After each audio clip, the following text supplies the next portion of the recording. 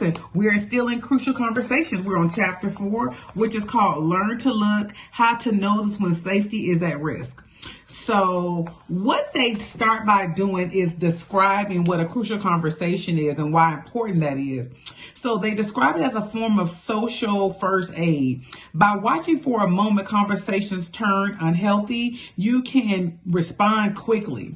The sooner you notice you're in a dialogue, you're not in dialogue, sorry, the easier it is to get back and lower the cost, okay? So it's not about being cordial. It is it's when you notice that the dialogue is not dialoguing, right? The harder it is to get back to the cost. So you want to think about what you're saying. And you know how it is, you're talking to someone and you started the conversation start to get heated and you're like, well, wait a minute, that's not what I meant. You're not going by what I'm saying. You're not following, but what I'm saying. What I said was, and then when you have to enunciate what I said was, that's when you know something's going wrong, okay? So it takes both knowledge and practice to know what to look for and then to actually see it. So they teach us how to learn to spot crucial conversations. So they say you're supposed to first stay alert. For a moment, a conversation turned from a routine or harmless discussion to a critical one. Okay, a crucial one. Okay, reprogramming your mind to pay attention to signs that suggest you are in a crucial conversation. Okay, so there are physical signs, there are emotional signs, and there are behavioral signs. So we're going to get into those, okay? So the physical signs sometimes relate to your stomach getting tight, your eyes may get dry. Some emotional signs is when your body start to feel scared or nervous, or you could get angry, you can start feeling hurt, you can start having some suppressed feelings, or behavioral is when your voice starts to raise. Okay, you're pointing your fingers, you snatch in the air. They ain't that one, but I'm gonna say that one. That ain't that. What I said was, when you have to do all of this, then you in a crucial conversation, honey. When them hands get to handing. Okay, I'm a sister, so that's what we do. Okay, so we should learn to look for safety problems, okay? Before you get stuck so far into an actual argument that you can never withdraw from the content, then you can start a dual process immediately.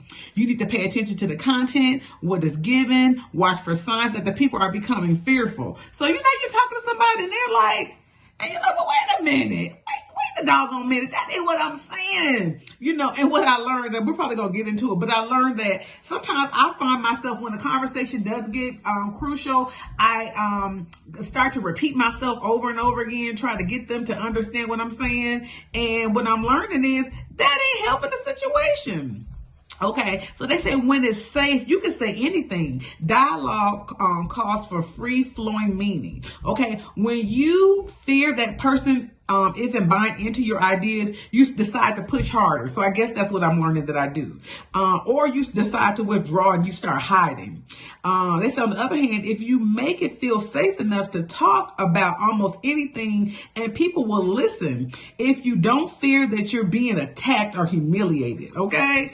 Let me tell y'all, this right here, okay, can you remember receiving blistering feedback from someone at a point in your life, but in that instant you didn't become defensive, you reflected on it, you allowed it to influence you. And they say why? It's because you felt free, you felt comfortable with that person, okay? You felt safe receiving the feedback because you trusted their motive and their ability of the person. You didn't feel the need to defend yourself from what was being said. Okay, if you don't feel safe, you can't make any feedback. Okay, so this is called the pool of meaning. All right, we want to get to a pool of meaning with people, right? So don't let safety problems lead you astray. Okay, so that's kind of an aggressive behavior that doesn't bring out a diplomatic response from the person. So instead of taking their attack as a sign of a safety risk, you sometimes you may take it face on. Like, what you say?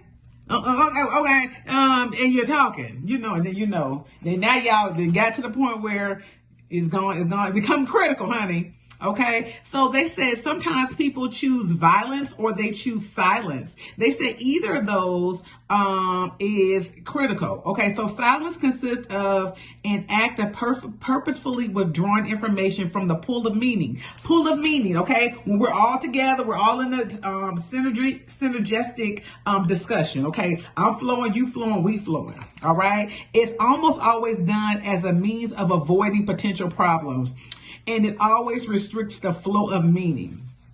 Masking consists of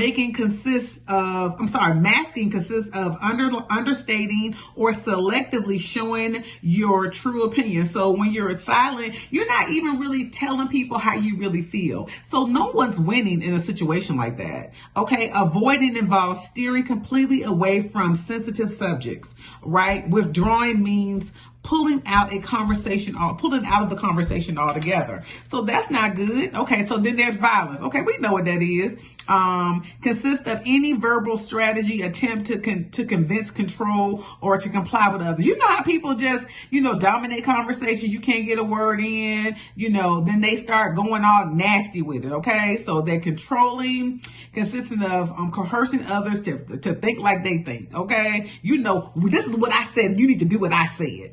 A lot of parents do that. Okay, they have violent conversations with their kids. Okay, so then there's labeling.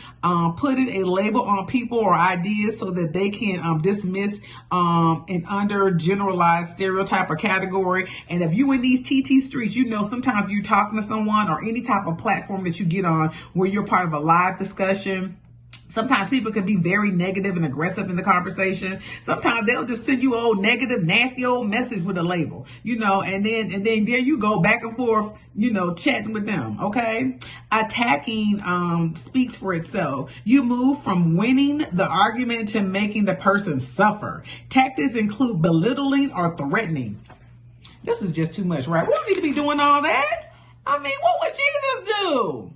Okay, we need to become vigilant. We need to have a self-monitor. We need to know when we go too far. Do you know when you go too far? Who reels you back? If you ever heard me talk, sometimes, when I'm having opportunity to talk about, if I get inside of someone's platform or if I'm engaging in discussion, I will always talk about how important it is to have accountability. And I'll talk more about that in future videos.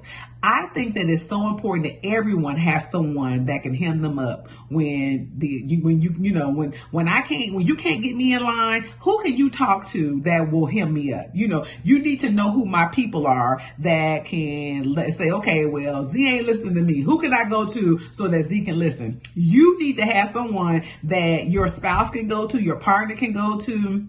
Even your kids can go to when you ain't listening. Can they go to grandma? Can they go to auntie? Who will you listen to? Because sometimes we get puffed up. We get in our stuff. And so we need to make sure that we're being heard. Okay. Everybody needs to be heard, whether you agree or disagree. So what I like about this chapter is it's called Your Style Under Stress Test. So it's about 33 questions, which is really, really good. And it's just all of these different types of scenarios of how you will respond, whether it be a true or false statement. And so it teaches you how your statements put you in a category of silence when it comes to critical conversations, or if you're violent. And then so I can, as we said, under silence is the masking, avoiding, withdrawing, and under violence is the controlling, labeling, and attacking. Okay. And then they have these other categories that the questions go into. And if you're able to start with the heart when you're engaging with someone, if you're able to learn to look, which is with the chapter that we're in, and then their answers from the other chapters as well, that they're categories from it. So this is an amazing, amazing book. So what I learned about myself, I'm just going to be candid, that I don't have a problem in starting from, I need to learn to start from the heart in some areas, that there were some other areas that I needed to kind of work on. And, but I don't have an issue with silence. Which I didn't think I did, but I don't think I don't do a lot of controlling, which is good, but I guess I've had a history of maybe making some attackful words and labeling. So that's something that I also need to work on, just to be honest. Okay, I don't know if you all will be willing to take the test and be honest in the comments about your issues and what you need to work on. But that's mine, and so what I've learned is that y'all need to get this book.